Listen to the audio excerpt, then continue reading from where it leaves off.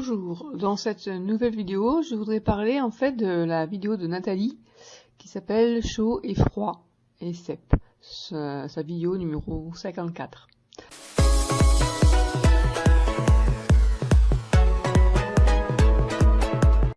Alors déjà, je dois dire que ces vidéos je les suis avec plaisir, parce que je trouve que ce qu'elle fait c'est super.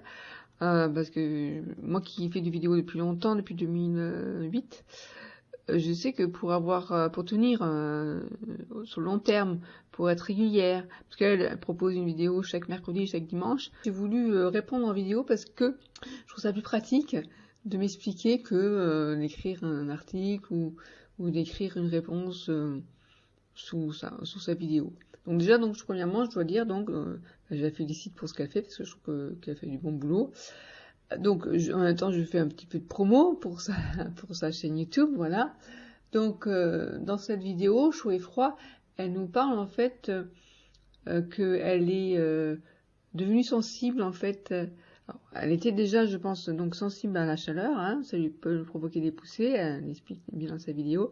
Et d'autre part, qu'elle est devenue frileuse, et que ça peut s'expliquer par la sclérose en plaques, c'est son neurologue qui l'a confirmé.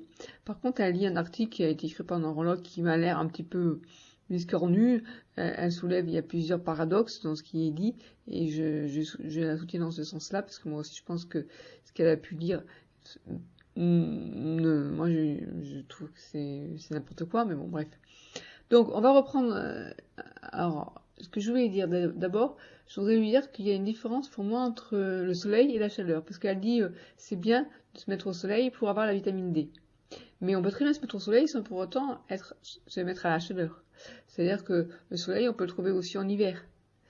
Et je trouve que c'est beaucoup plus agréable finalement de se mettre au soleil en hiver qu'en été où il fait très très chaud. Enfin, moi, en tout cas, en tant que sépienne, je profite des petits rayons de soleil quand ils arrivent au tout début, que lorsqu'il fait très chaud dehors, j'ai pas envie de me mettre au soleil. Voilà. Ça, c'était ma petite réflexion que je voulais dire. Ensuite, mon expérience sur la chaleur, bien moi aussi, je suis très très sensible à la chaleur. Alors, je suis sensible aussi au froid. C'est-à-dire que moi, ma jambe, si je mets mon pied dans l'eau et que l'eau est trop froide, la réaction, c'est que je retire le pied et je peux rien y faire. Si par exemple, je veux aller me mettre les pieds dans l'eau, bien, surtout, faut pas que j'aille dans la mer, parce que si je me mets les pieds dans l'eau de la mer, je peux tomber, parce que ma jambe va bouger et ça va être horrible, c'est que je vais pas pouvoir tenir debout. Bref, donc ça je fais plus. Et marcher sur le sable chaud, c'est peut-être agréable, mais c'est pas possible non plus pour moi. Bon, bref. Alors mon expérience sur la chaleur, c'est que je me suis rendu compte que je supportais très mal la chaleur. Donc à l'époque de la canicule, je crois que c'était en 2003, on n'avait pas la fermeture comme on a maintenant, c'est-à-dire on n'avait pas des fenêtres PVC, on avait des fenêtres en bois. Mais je me souviens, j'avais pas la clim, j'avais pas la fenêtre en bois, et je suis dans le sud de la France, et c'était l'horreur. Et j'avais passé, mais je me souviens, je passais mes après-midi au lit, allongé, j'étais pas bien du tout. Bref, et depuis on a fait installer la clim, et on a changé les fenêtres. Et ça, c'est super. Donc, on a adapté la maison au fait qu'on soit dans le sud. Ce que je dois dire aussi, c'est que je me suis rendu compte,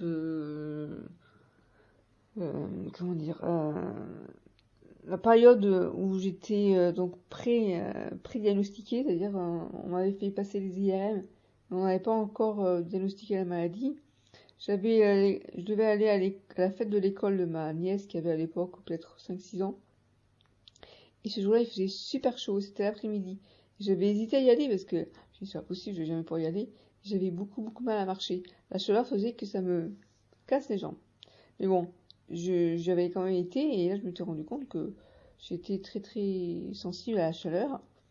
Encore plus que je le pensais.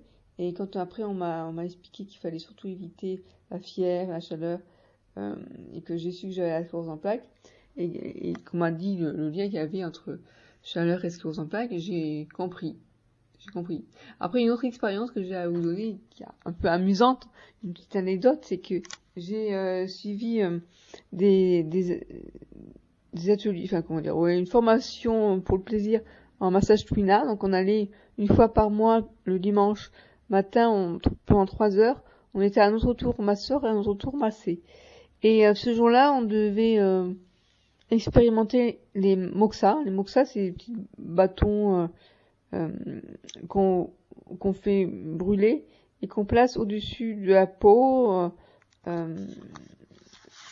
Et en fait, la personne qui nous enseignait le massage, Twina, nous avait dit, voilà, vous allez donc juger, évaluer à quel niveau vous devez le rapprocher du corps, de la peau de la personne, selon son ressenti à elle. Donc la personne qui était allongée, qui était massée, devait dire à quel moment il fallait, stop, c'est bon, là ça commence à me brûler, enfin je commence à sentir la chaleur, tu arrêtes, c'est bon, c'est à tel endroit. Et le problème, c'est que moi, comme j'ai un dysfonctionnement de l'appui nerveux, il y avait un décalage entre le moment où ma peau était sensible à la chaleur et le moment où mon cerveau en prenait conscience. Donc, ce qui a été amusant, c'est que, enfin, amusant façon de parler, la personne, donc, rapprochait le moxa de ma peau, et puis, à un moment donné, où je senti la chaleur, j'ai fait ah comme ça, et la personne elle a eu peur parce que finalement, comment dire, j'ai pas pu lui dire progressivement quoi. Je me suis rendu compte avec un petit temps de retard. Voilà. Donc ça c'était ma petite anecdote sur le sujet. Après qu'est-ce que je vais vous dire de plus? Oui, alors quand elle explique en fait, il n'y a pas forcément de rapport entre sclérose en plaques et chaleur, c'est faux parce que maintenant de nos jours, mon neurologue qui est professeur au CHU me l'a bien dit. Il faut éviter les infections, on le sait, parce que ça peut provoquer des poussées. Donc la fièvre, éviter de rester avec de la fièvre, donc avoir des infections.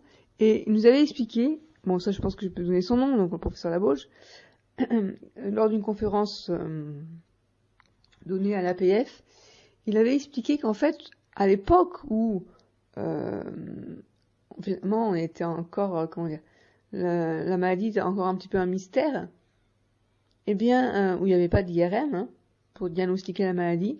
La manière pour eux de diagnostiquer la maladie, c'est alors là, c'est cruel, mais bon, ils plongeaient les personnes dans des bains très chauds, et si la personne bien provoquait une poussée, c'est qu'elle avait la sclérose en plaques. Voilà, en gros.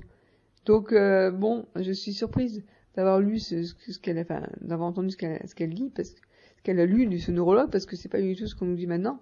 Et on sait que on va éviter les bains chauds pour pas avoir de poussée. Avant même d'avoir une poussée, moi si je prends un bain chaud, même si je me mets à la chaleur, je ne marche plus. Ça me casse les jambes entre guillemets. C'est-à-dire que je n'ai plus toute force musculaire pour marcher. Donc j'évite la chaleur. Voilà. Donc écoutez, je pense que c'est un concept original de répondre à des vidéos qui m'ont interpellé par un article et par une vidéo sur la chaîne YouTube et sur le blog lacep.com et mieux vivre avec la maladie chronique, donc mieuxvivreavec.fr. À bientôt.